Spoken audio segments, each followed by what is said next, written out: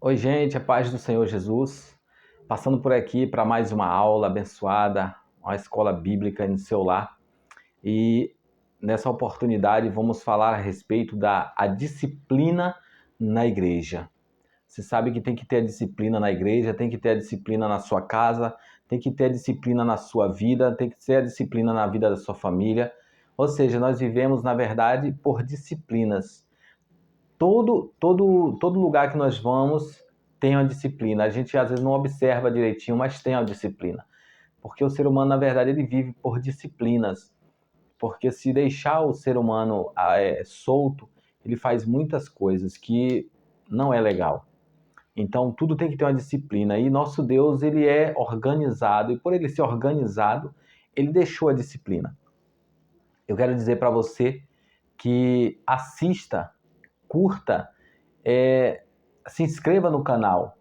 Eu sei que existem pessoas que às vezes passam por aqui e não se atenta para o que está sendo dito. Tem pessoas que apenas abre, fecha e não vê mais. Outros dão uma olhadinha e para. Ou seja, eu vou te dizer uma verdade. Aquele que não assenta para ouvir não é digno de se levantar para ensinar. Você tem que aprender a ouvir, você tem que aprender para depois ensinar. Porque muitas vezes a gente ensina aquilo que não aprendemos. E quando a gente faz isso, a gente acaba pensando que está ajudando. Na verdade, está destruindo muitas vidas. Por quê? Porque a gente a gente faz de forma errada. Mas neste momento, eu tenho certeza que vamos aprender muito a respeito da palavra do Senhor. Fique comigo aí, tá bom? Fique comigo e vamos aprender. O nosso texto áureo está lá no livro dos Hebreus, no seu capítulo 12, no verso 5 em diante, onde nos diz: E já vos esquecestes da exortação que argumenta convosco como filhos? Filho meu, não desprezes a correção do Senhor, e não desmaies quando por ele fores repreendido. Verdade prática nos diz: a disciplina cristã é uma doutrina bíblica necessária, pois permite ao crente refletir o caráter de Cristo. Amém? Se você já tem sua revista, essa revista aqui, tome posse dela aí, tá? Se você estiver, já pega ela aí. Estamos na lição de número 8. Vamos estudar a lição de número 8 aqui. E essa lição vai falar muito poderosamente aos nossos corações. Desde já, vamos lá para Hebreus, no seu capítulo 12, versos 5 ao 13, onde é a nossa leitura bíblica em classe, ou nossa leitura bíblica. Onde nos diz o 5: E já vos esqueceste da exortação que argumenta convosco como filhos? Filho meu, não despreze a correção do Senhor, e não desmaies quando por ele fores repreendido. Porque o Senhor corrige o que ama e açoita a qualquer que recebe por filho. Se suportais a correção, Deus vos trata como filhos, porque filho há a quem o pai não corrija. Não existe filho que o pai não corrija, todos eles vai corrigir. Mas se estáis sem disciplina, da qual todos são feitos participantes, sois então bastardos e não filhos. Além do que tivemos nossos pais, segundo a carne, para nos corrigirem, e nós os reverenciamos. Não nos rejeitaremos muito mais ao Pai dos Espíritos para vivermos. 10. Porque aqueles, na verdade, por um pouco de tempo, nos corrigiam como bem lhes pareciam, mas este para nosso proveito, para sermos participantes da sua santidade. E, na verdade, toda correção ao presente não parece ser de gozo, não parece ser de gozo, senão de tristeza, mas depois produz um fruto pacífico de justiça nos exercitados por ela. Ou seja, a correção não é para matar ninguém. 12. Portanto, tornai a levantar as mãos cansadas e os joelhos desconjuntados, e fazei veredas direitas para os vossos pés, para que o que maneja se não desvie inteiramente, antes seja sarado. Isso quer dizer que uma correção nunca é demais. Uma correção sempre nos ensina. Amém? Vamos aqui agora para nossos tópicos com seus subtópicos.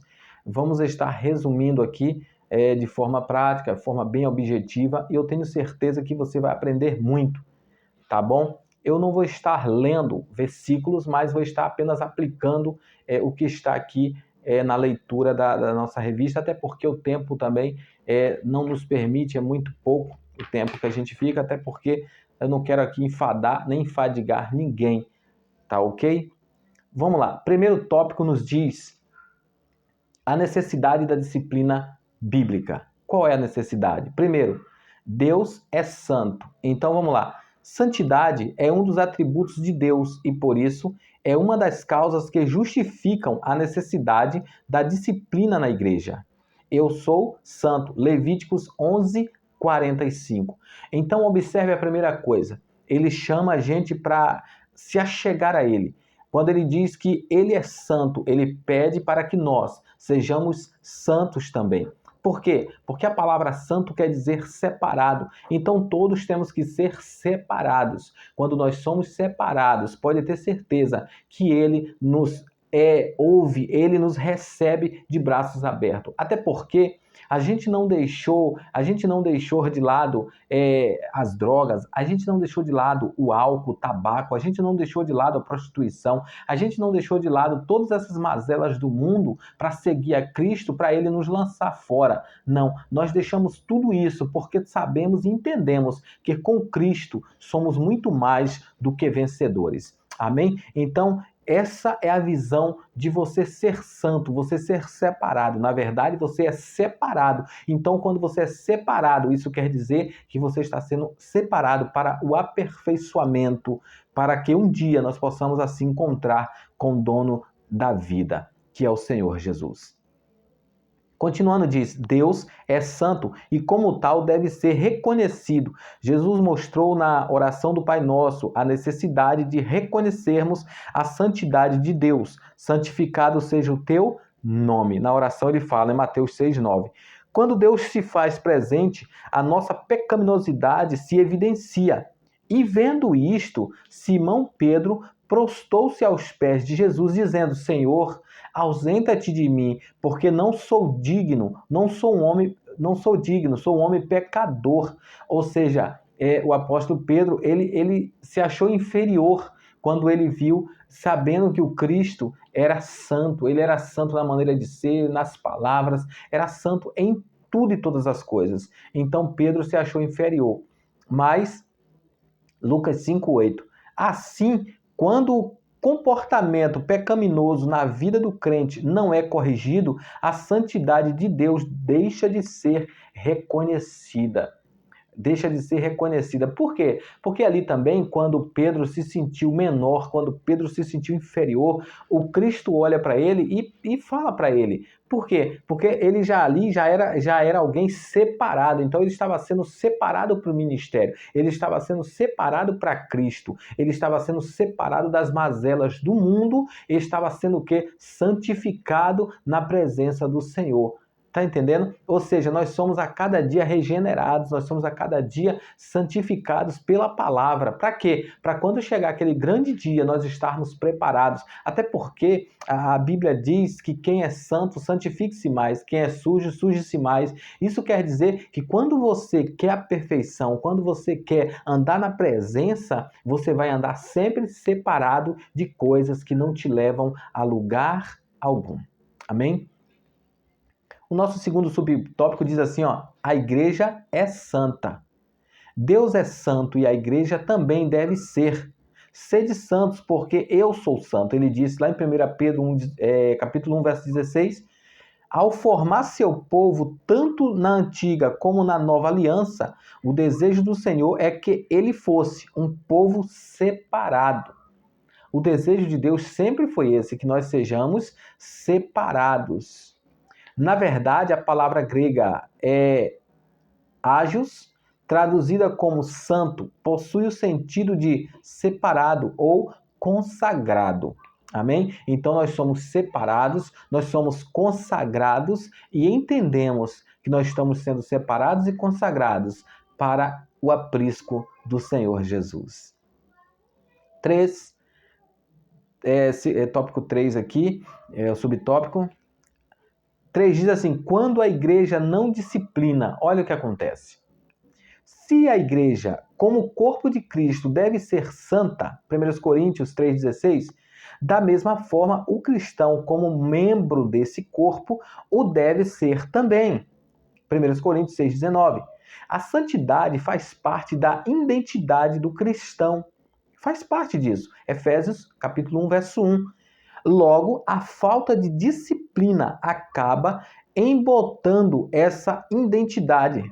Ou seja, se você é alguém que não é disciplinado, se você é alguém que não é corrigido nos teus atos, você se torna alguém diferente de um cristão. Você se torna alguém com a característica totalmente diferente de um servo de Deus.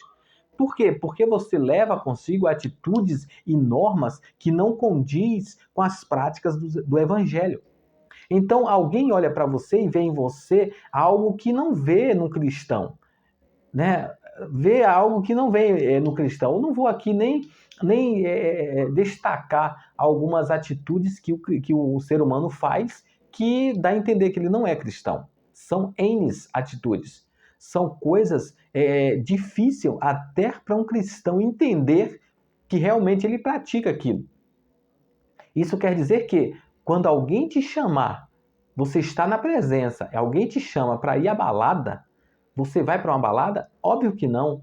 Alguém te chama para ir farrear, você vai farrear? Claro que não. Se alguém te chama para ir à igreja, para ir orar, para ir buscar a presença, para ir ler a Bíblia, para ir para uma escola bíblica, para ir aprender do Senhor, aí sim é um convite especial, um convite ótimo. Por quê? Porque de lá nós já viemos, de lá nós éramos, então nós deixamos para trás tudo aquilo que não nos pertencia, que na verdade não era para a gente, então nós deixamos para lá. Muitas vezes tem pessoas que falam que o pecado é ruim. Não, ele não pode ser ruim porque é por isso que ele te vicia. O pecado é bom, só que é um bom que nos leva a caminhos de morte. A Bíblia diz que há caminhos que aos olhos dos homens parecem ótimos, parece bom, mas o fim conduz à perdição. No final de tudo, tem uma luz escura esperando por você. Ou seja, no final de tudo tem um buraco aonde você vai e cai ali dentro. Em outras palavras. Então, é como se um cego estivesse guiando outro cego. Imagine dois cegos se guiando em um lugar onde eles não conhecem o trânsito, não conhecem a cidade, não conhecem nada. Imagine o que vai acontecer com os dois. Então, a mesma coisa são cristãos, ou seja, os cristãos que não levam a sério a palavra de Deus, que não levam a sério a doutrina do Senhor. Vamos lá, continuando aqui diz... Na verdade, esses adjetivos revelam de fato um crente indisciplinado, alguém que não tratou ou não foi tratado aquilo que acabou se tornando um hábito pecaminoso. Nesse sentido, a falta de disciplina acaba destruindo o limite entre o sagrado e o profano. Portanto, uma igreja que não disciplina seus membros torna-se mundana. Ou seja, sabe aquela igreja aqui na terra, aquela igreja aonde o membro faz coisas erradas e o pastor passa a mão na cabeça? Sabe? Essa igreja onde o membro faz coisas erradas e o pastor apoia ele de uma forma, sabe, veemente, como se ele não fosse culpado, como se nada tivesse acontecendo. Vai chegar um momento que vai o pastor da igreja juntamente com o membro e quem sabe a igreja toda para o inferno. Tem muita gente indo para o inferno. Tem muita gente indo para o seio de Abraão e tem muita gente indo para o Seol. Tem muita gente indo para o Hades por causa de questões, atitudes que fizeram que Deus não tem se agradado. Mas Deus, ele me trouxe aqui neste momento para dizer para você, vigie, ande na presença, ser perfeito, ande com Cristo, porque ele não deixa ninguém se escarnecer dele ou rir da sua cara. Um dia o troco vem. Não saiba você de uma coisa, você planta hoje e o que tu planta, tu colhe amanhã. Pode ter certeza, a lei da semeadura, ela não precisa de fé. Não, ela não precisa de fé, não. Ela é existente, independente da tua fé ou não. Tu pode ter fé do tamanho de um grão de mostarda, sabe? Tu pode ter a fé maior do mundo. Não vai adiantar para a lei da semeadura. É aquilo que tu faz que vai estar sobre os seus ombros. Aqui você faz, aqui você paga. E se não pagar 100% aqui, quando chegar na eternidade, você vai pagar com a sua própria vida. Tá bom? Então vamos se conscientizar. Uma disciplina aqui não é carrasco, não é alguém carrascudo, não é alguém que chega para você e fala assim, vou dar um exemplo simples. Alguém chega para você e fala assim, ó, você vai lá hoje abrir o templo.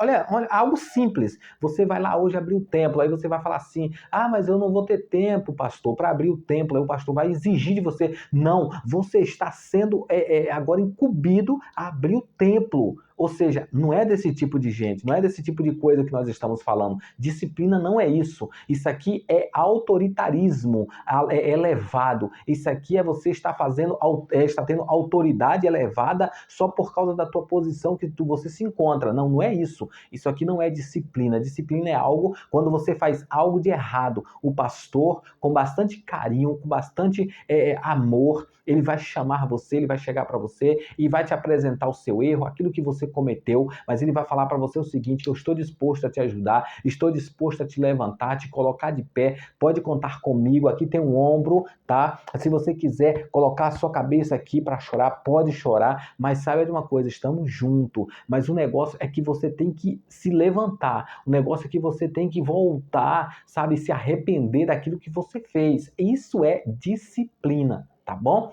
Isso não é autoritarismo, tá ok? Vamos lá. Segundo tópico, nos diz o propósito da disciplina bíblica, o propósito dela. Manter a honra de Cristo. Olha, quando o pecado não é tratado na vida do crente, Cristo é desonrado. Ou seja, imagine você passa na rua e alguém fala assim, ó, olha lá, lembra do que ele praticou e ainda continua na igreja, continua cantando, continua pregando, continua tocando no Ministério Louvor, continua fazendo isso, continua fazendo aquilo. O pastor nem se importou porque ele cometeu. Ou seja, meu irmão, o pastor não se importou não, mas o pastor dos pastores se importa. E você sabe o que vai acontecer contigo lá na frente. Então, é melhor que quando alguém faça alguma coisa errada, procure a sua liderança aqui na terra, procure os seus pastores, sabe? Tenta se consertar com eles e com Deus, porque a Bíblia diz que o que ligares na terra também será ligado no céu. O que desligares na terra será desligado no céu. Amém? O pastor, então, não está vendo, então não vou falar para o pastor, meu filho, você vai ficar desligado. Deus, então, não vai estar nem aí para você. Vai chegar o grande dia e você vai pagar por aquilo. Ó, o nome de Deus é blasfemado entre os gentios, entre as pessoas, por causa de vós. Romanos 2:24 está escrito. Se não corrigido, o comportamento pecaminoso compromete o testemunho cristão. No caso da igreja de Corinto, onde um dos seus membros adotou um comportamento flagrantemente pecaminoso, sem, contudo, ter uma resposta enérgica da igreja, condenado essa prática, levou o apóstolo Paulo a censurá-la. 1 Coríntios 5:2. Não é possível alguém adotar um comportamento pecaminoso sem que, com isso, incorra um julgamento divino. Então, meu filho, minha filha, meu irmão, minha irmã, você homem, você mulher de Deus, tenha consciência do que você faz. Tenha consciência dos seus atos. Tenha consciência daquilo que você pratica. Seja santo, seja separado. Viva para Deus, porque Ele vai viver para você também. Tá? Se achegue a Deus, que Ele vai se achegar a você. Sabe, procure Deus, estenda a mão para Ele, porque Ele vai estender a mão para você também. Ele vai te levantar, Ele vai te reerguer, Ele vai te tirar desse dilema, Ele vai te tirar desse poço, Ele vai virar o teu cativeiro. Ele não vai mudar teu cativeiro, Ele vai virar o teu cativeiro. Então é necessário você se consertar a cada dia na presença dEle. 2, frear o comportamento pecaminoso. Olha isso.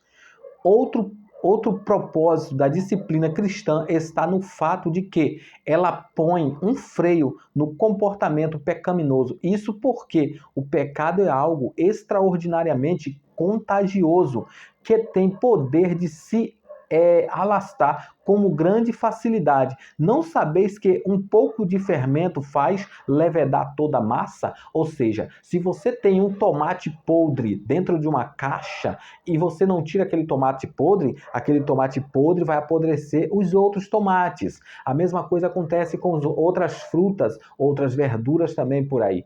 A mesma coisa é o cristão. Se ele está em nosso meio, ele está em pecado, ele está fazendo coisa errada no oculto, no escondido, achando que ninguém está vendo, e chega um dia que é descoberto, então ele tem que ser disciplinado, ele tem que ser afastado dos seus afazeres na igreja. Por quê? Porque as coisas da igreja não é do homem, as coisas que existem na igreja, seja instrumentos musicais, seja louvor, seja pregação, é tudo coisa de Deus, é para Deus. Então, meu filho, você tem que ser afastado, você tem que ter ali uma certa disciplina para que você venha entender que aquilo não é correto estar fazendo. Então, é necessário frear aquilo ali. Aquela atitude tem que ser freada. O que não devemos frear é a presença de Deus. O que não devemos frear é a vontade e a graça de Deus sobre as nossas vidas. Mas o que é pecado, o que é oculto diante de Deus, Deus não se agrada, por favor, não viva essa vida, não viva essa prática. Se você acha que no templo não está bom, procure então,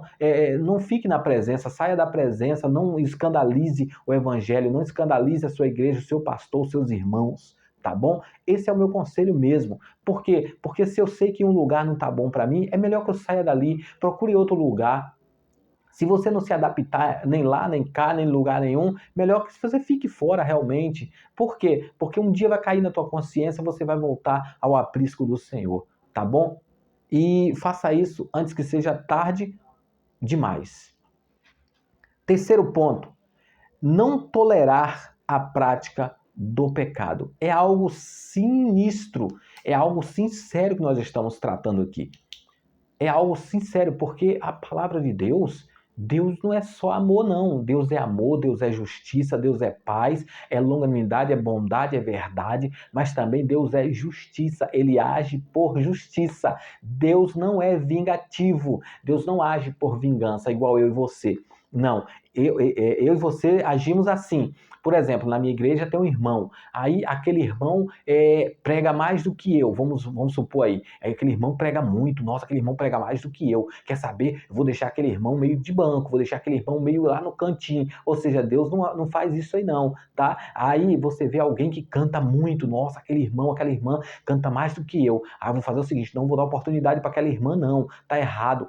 Sabe o que o Senhor Jesus nos ensina e me ensina e te ensina? Só que às vezes você, ser humano, não aprende. É o seguinte, é que nós devemos acolher. Se eu chego em um lugar, eu sou um coordenador daquela igreja, eu sou alguém, eu sou o pastor, eu sou o apóstolo daquela igreja, eu sou o presbítero, o diácono, seja lá quem for, o reverendo, daquele ministério. E ali naquele ministério tem pregadores, naquele ministério tem cantores, naquele ministério tem tocadores, são pessoas de Deus, pessoas que fazem a obra. Eu tenho que acolher, eu tenho que trazer para perto, eu tenho que dar suporte para eles, não abandonar eles, não jogar eles no lixo ou no canto. Isso é atitude de pessoas que não são cristãs, pessoas que não são servas de Deus. Isso é atitude de ímpios e com mais ímpio do que o ímpio ainda. Por quê? Porque pessoas que fazem atitudes como essa, ou que praticam atos como esse, não é cristão. Pode ter certeza absoluta. Sabe por quê? Porque ainda existe dentro dele a vida adâmica. Ainda existe dentro dele os sintomas de Adão. Existe dentro dele o espírito das trevas, irmão.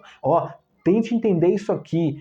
pelo amor de Deus, tente entender de uma vez por toda. Você é cristão. Se você é cristão, é Cristo que reina em você. Você tem a mente de Cristo. Abandone a mente poluída dos infernos. Abandone a mente que não é de Cristo. Seja servo do nosso Deus Altíssimo. Amém?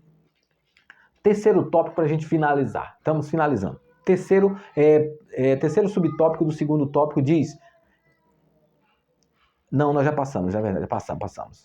Desculpa aí. Aí fala assim, ó, em 1 Coríntios 5, o apóstolo Paulo censura os coríntios porque não estavam adotando medida alguma contra a prática do pecado por parte de uns de seus membros. A consequência disso é que esse pecado acabaria enfraquecendo a igreja, pois uma igreja que não pratica a disciplina bíblica fatalmente fracassará. Nesse sentido, não se pode tolerar a prática do pecado ou comportamento pecaminoso na igreja, nem fora dela. Amém? Terceiro tópico para a gente finalizarmos a nossa aula de hoje. Terceiro tópico diz assim, as formas de disciplina bíblica. Primeiro subtópico aqui diz, a disciplina como modo de correção. As Escrituras mostram a necessidade de sermos corrigidos. A correção contribui para o crescimento e formação do caráter cristão. Por quê?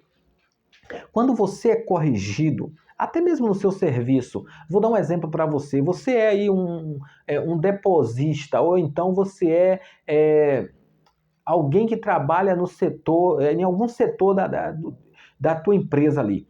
Quando você está trabalhando naquele setor e tu está fazendo algo errado ali, que o teu patrão não está se agradando, até mesmo o gerente superior a você que não está se agradando, ele chega para você e fala, olha, é bom você fazer assim, assim, assim. Essa é a norma da empresa, que a empresa faz assim, assim, assim.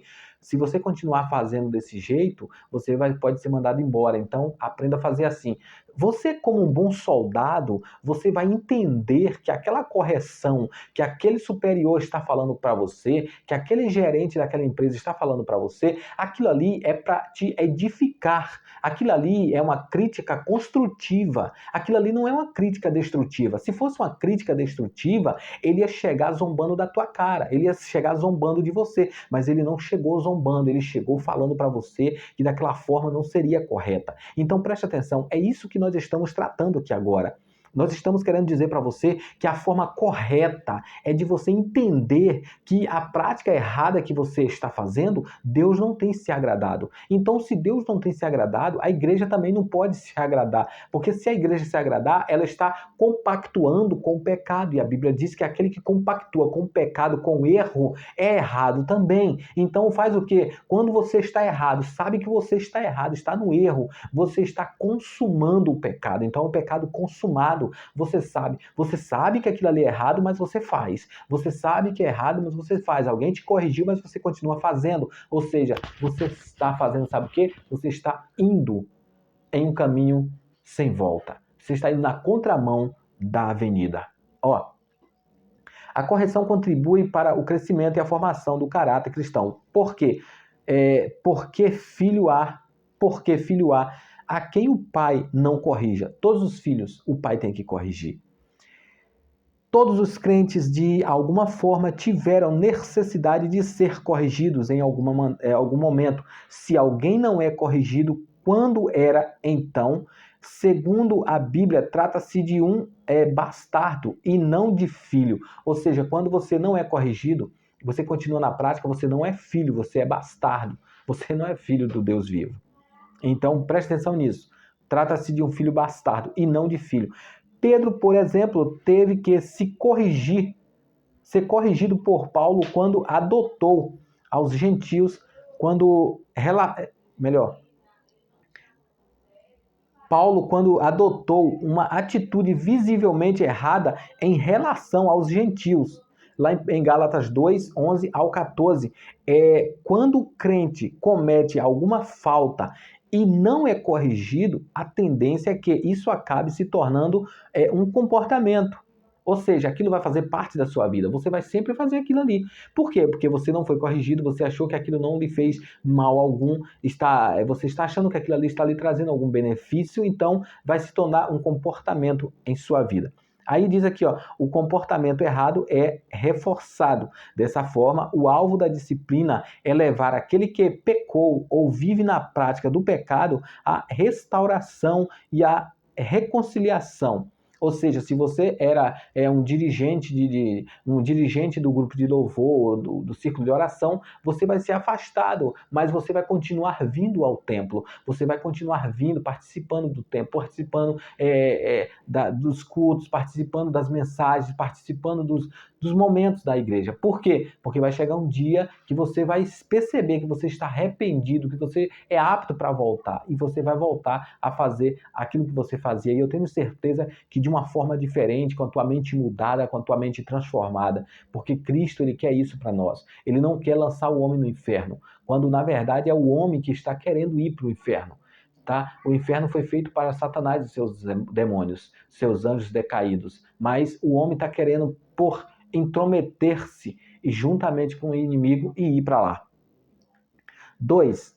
A disciplina como forma de restauração. A palavra grega catarizo, traduzida aqui como encaminhar e o tal, significa, na verdade, restaurar. É usada em Mateus 4:21 para se referir aos reparos, recomendos das redes de pescas, ou seja, remendos das redes de pesca. O sentido, portanto, é fazer com que a pessoa atingida pelo pecado seja restaurada ao seu anterior estado de bem-estar com Deus, da mesma maneira que uma rede de pesca volta à sua utilidade após ser consertada. Nesse aspecto, dizemos que a disciplina cumpre o importante papel de restaurar o ferido conforme a instrução do apóstolo Paulo à igreja de Corinto para que restaurasse o faltoso a comunhão. Ou seja, aqui está falando o seguinte, assim como a rede de pesca, quando você lança ela ao mar, vamos dizer aí, você lançou ela ao mar. Naquele momento que você lança ela ao mar, ela vai vir, vai trazer alguns peixes, correto? Ela traz alguns peixes com ela. Naquilo que ela traz alguns peixes, o baque dos peixes é tão grande que ela se rompe, alguns nalhos dela se rompe. Então, para que ela volte ao mar para pescar novamente, é necessário que seja consertada. Assim é a vida do cristão. Para que o cristão se torne útil, para que o cristão se torne voltar a pescar, voltar à palavra do Senhor, voltar a ler, voltar a estudar, voltar a ser pastor, missionário, presbítero, diácono, voltar a ser evangelista, voltar a exercer o seu cargo, é necessário você estar consertado. Por quê? Porque uma vida desconcertada desconcerta a outra. Uma vida sem aparência deixa uma outra fracassada. Então, é necessário ser santo, é necessário ser separado para que o Senhor, o Cristo vivo, nos use para a honra e a glória do seu nome. Em nome de Jesus. 3, para a gente finalizar aqui, nos diz a disciplina como modo de exclusão. Olha bem, esse tipo de disciplina é também conhecido como cirúrgica. E isso porque o membro é cortado do corpo de Cristo. Tirai, pois, dentre vós a esse iníquo. 1 Coríntios 5,13.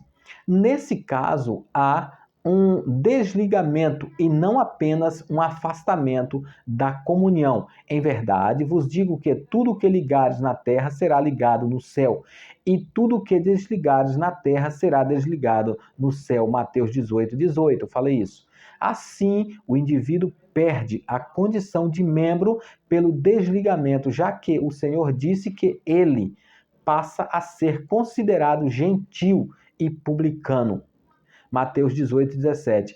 Esse desligamento corta o vínculo da comunhão entre o membro e a igreja. Não há, portanto, mais vínculo entre o crente, incluído por esse processo disciplinar, e a igreja da qual fazia parte. Então, é necessário aceitarmos a disciplina, é necessário aceitarmos a correção.